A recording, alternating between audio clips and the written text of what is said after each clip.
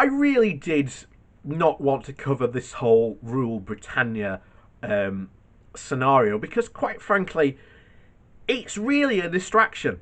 It really, really is. But the problem is that we've got a culture war going on, unfortunately, in our country, and culture war is plays into politics. It plays into it massively, and the Conservatives have done a very good job at manufacturing potential threats to our culture, and win elections by doing that.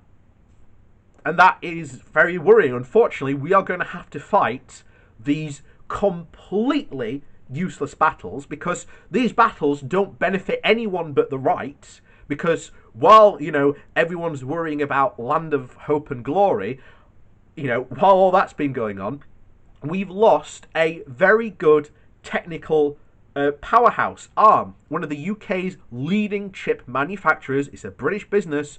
Soon is to be sold to Nvidia, and all the potential, around that is going to go off to Washington. And that's just the start. That's a real story. That's a real story. Something that is physically happening in the UK. Something that will damage the UK permanently. Something that, when it's sold off to Nvidia, will be gone and will be lost forever. And as we covered in that video yesterday, losing that, once it's gone forever. We ain't getting it back. So trying to fight this ridiculous culture war is just a smokescreen, and it only benefits the right to do this. Because while we're going, this is completely unimportant, no one's banning Land of Hope and Glory, or Rule Britannia, that's happening in the background. So, but this unfortunately is becoming part of our politics.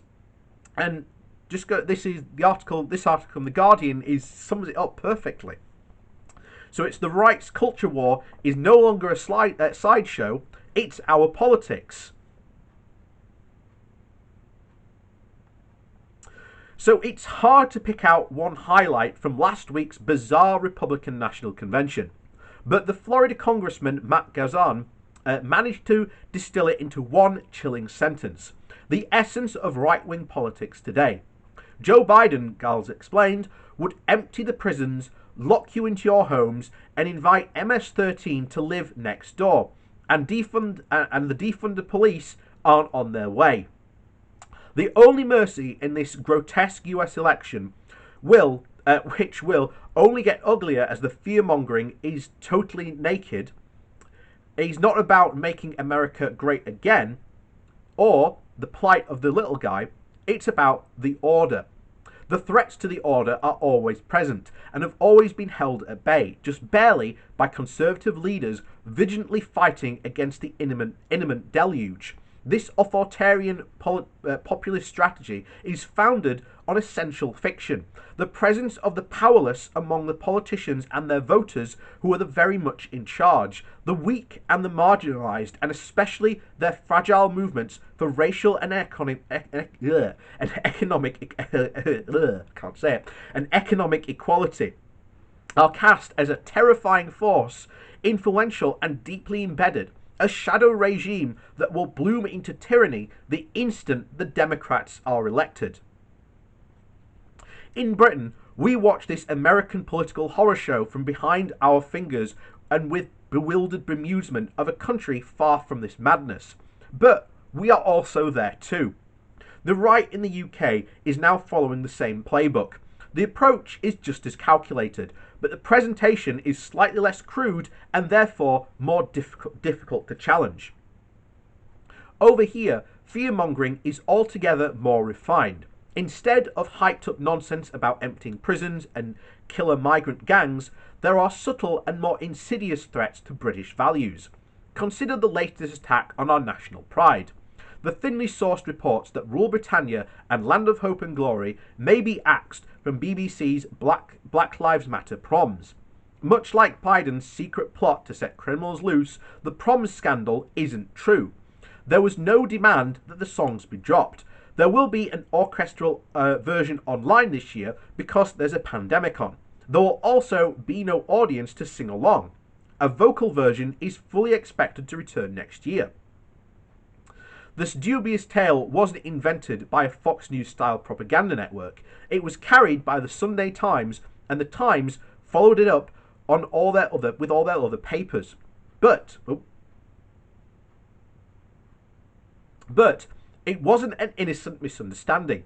It was the result of a desire to exaggerate the threat to our culture from unnamed vandals set on destroying it. Once it was out there, the whole of the British media ran with the story. Even the BBC itself rang to ask me to come in for a debate on the importance of our traditions, amplifying fears and threats, even as its own news site reported and explaining that the decision was pandemic related and nothing to do with the subverting of tradition. There's nothing new about these tactics. 2 years ago, the Daily Telegraph frightened its readers with a front page false reporting that Cambridge was being forced to drop white authors by a single black student, the publication of whose picture on the front page brought her abuse and harassment. Even as the newspaper soon retracted its story, but there is something new and more significant about the fake prom scandal. It is a fabrication in plain sight, a trick performed by lazy magicians who don't bother with sleight of hand because they know how badly the audience wants to believe the illusion. Before long, the story was given its true imprimatur of truth by the Prime Minister, who supposedly defied the restraint of his own minders to speak out against the dangerous wetness stalking the land. By the end of the week, parts of the public had been whipped into a frenzy, as seen in several polls, helpfully asking how they felt about the BBC's craven surrender to rampant wokeness. Land of Hope and Glory rocketed up the charts as a rebuke to imaginary censors. The reason that these made-up stories preoccupy journalists and politicians and the public is that culture war skirmishes are no longer sideshows to our politics. They are our politics. They are how the right-wing electoral prospects are now advanced, not through policies or promises of a better life, but by fostering a sense of threat, a fantasy that something profoundly pure and British is constantly at risk of extinction. What our most successful politicians understand is that the insatiable public appetite for these falsehoods, the wish for these lies to be true, for Britain to be the precious damsel in distress rather than a battered country impoverished by the misrule of its governing class. For all the clear appetite and the motivation for concocting and believing these lies, we are terrible at defending against them. Either we accept their premise and start debating the pros and cons of cancelling the lyrics, or we think that it's clever to rise above them and not give the right the culture war it wants.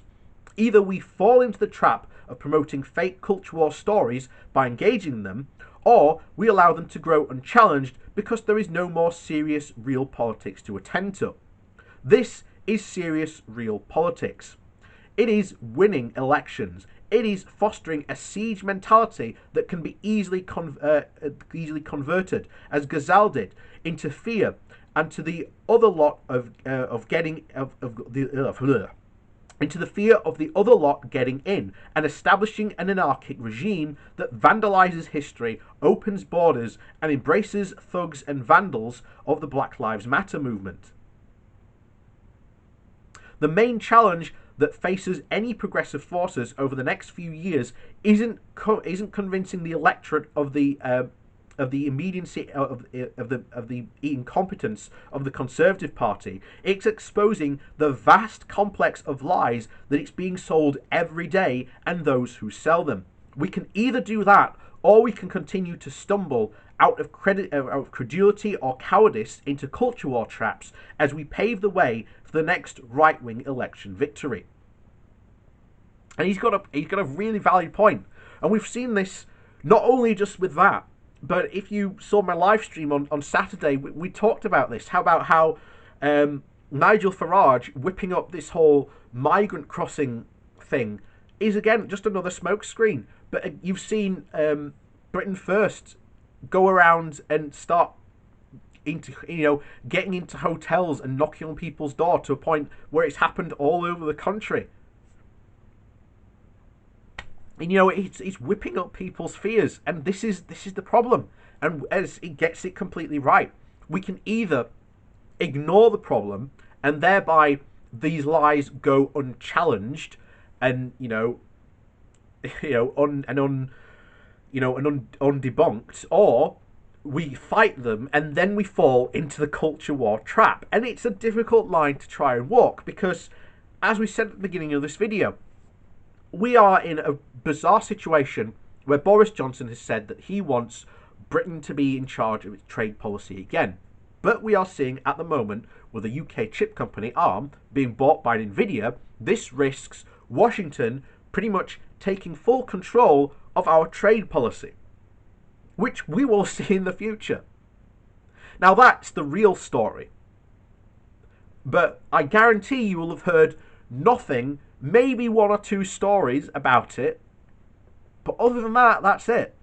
Why? Because this week or last week, shall we say, has pretty much been dominated by Farage and his immigrant story, or by the fake prom scandal. So as you can see, me just talking about these does fall into that culture war trap, but it's pointless because it's not really talking about politics. It's not really going to have an impact. Look, if Land of Hope and Glory got banned from the proms, nothing would happen. It would not be the end of the world. Nothing would happen. The sky is not going to fall. The world would continue to move on. The sun will rise on the morning. But the right wing, it's like the end of the world. The meteor is in sight and it's coming down to hit them straight on the head. And of course, hundreds of people fall for it.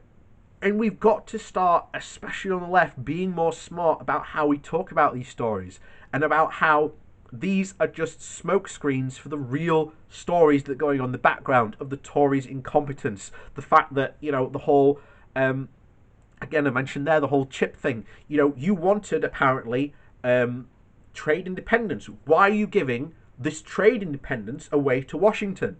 I thought you wanted this stuff back.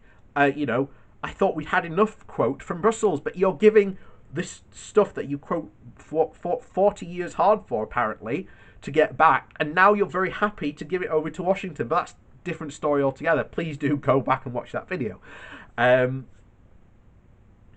It's absolutely shocking, but that's unfortunately the situation we're in. So, please do like and share this video. If you're new to this channel, please do hit the subscribe button. We do talk about British politics and, of course, Brexit as well, and the whole mess that it is creating in this country. If you would like to support the channel in another way, there are links down below to my Patreon and a one-off donation link should you like to support the channel that way. So, thanks for watching, and we'll see you all next time.